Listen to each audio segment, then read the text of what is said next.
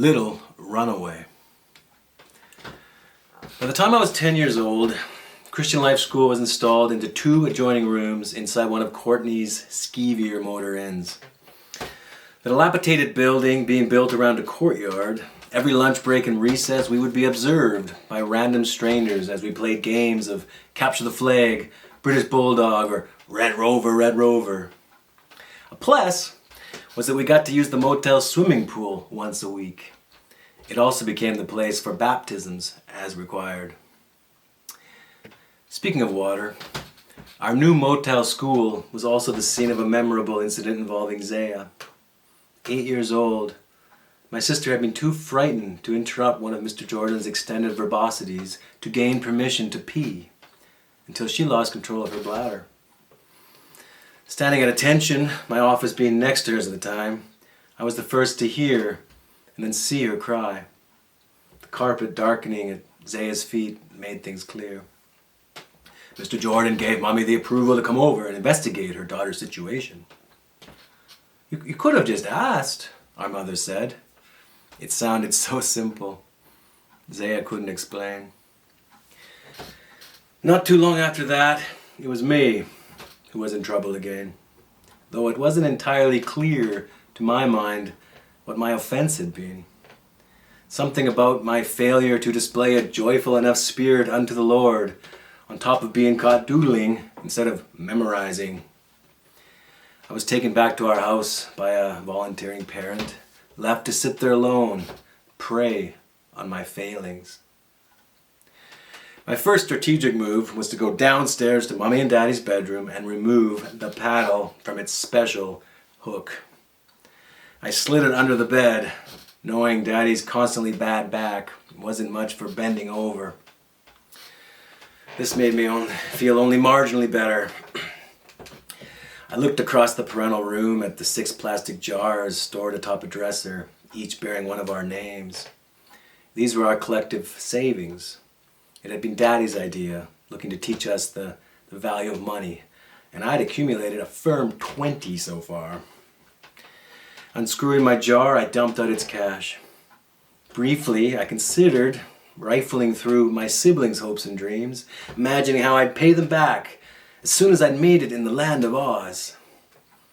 Ultimately, I opted out. Stealing from others was not a virtuous way to start a new life.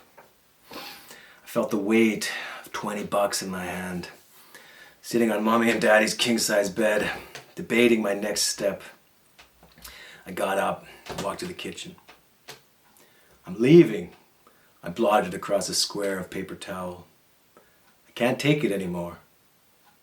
Nobody loves me. I only started crying when I reread it, angrily slapping my face to cut it out. I placed my last note and testament on Daddy's sweat-stained pillow. I didn't want to hurt Mommy.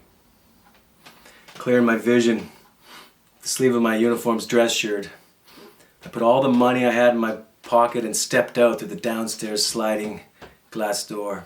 It took every bit of my 10-year-old strength to push completely shut its heavy weight behind me. Exiting our backyard, following the Pottage River flowing through the park, I felt terrible about leaving my teddy bear bumper and my siblings behind.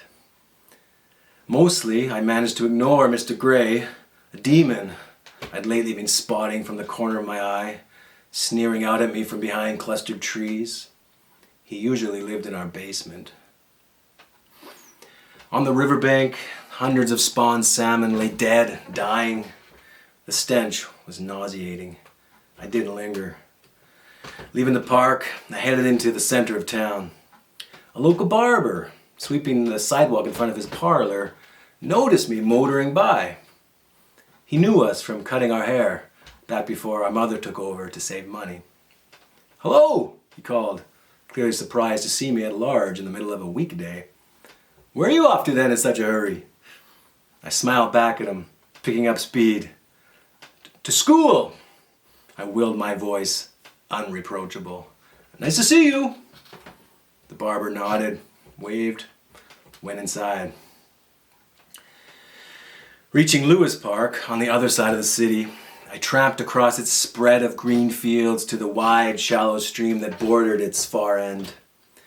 This waterway joined the river passing my former home, making a natural barrier between Courtenay and its native reserve.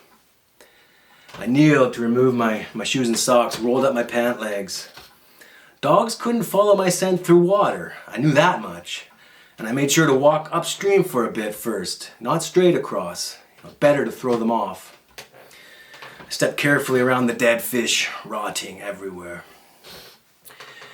Tripping out onto the other bank, I retied my shoes just inside the forested edge of the reservation we weren't supposed to enter. Pushing on through its tangled border, the woods grew less crowded deeper in. My main plan was to hide out until the heat died down, live off berries, fish, licorice root. Maybe a medicine man would agree to take me in, teach me the ways of the peaceful warrior. I entered a small clearing that seemed pretty much perfect. A mound of thick grass to one side would make a cozy bed. Not far from it, a low-hanging branch created a springy seat. Over opposite stood a hollow stump, a cool place to store my foraged huckleberries, salmon berries, and whatever other foodstuffs I'd figure out soon. And a water source was also good to have on hand. But then again, maybe I hadn't gone far enough. I decided it was best to keep moving. Bushwhacking hard into another thickening thicket, a branch abruptly whipped me across the cheek. My mother's face flashed in front of me. I paused, made a hesitant circle, considered my options. My right ankle abruptly began to sting. I jerked it about. A colony of red ants swarmed me, my foot having landed directly in their hill. Suddenly furious, I kicked the cap off their sedimentary home. The tiny creatures became an angry, boiling mass of rouge. Immediately, I knew what I'd done to them was terrible. Carefully picking up the piece that I'd broken, accepting the bites, I put it back on top, murmuring a sorry to the insects. I turned around and walked back across the stream without stopping to take off my shoes. Then again through the city center. This time, the barber wasn't there.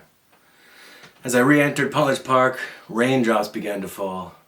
I spotted Mr. Gray waiting for me in the shadows of the trees. I moved fast, heading upstream.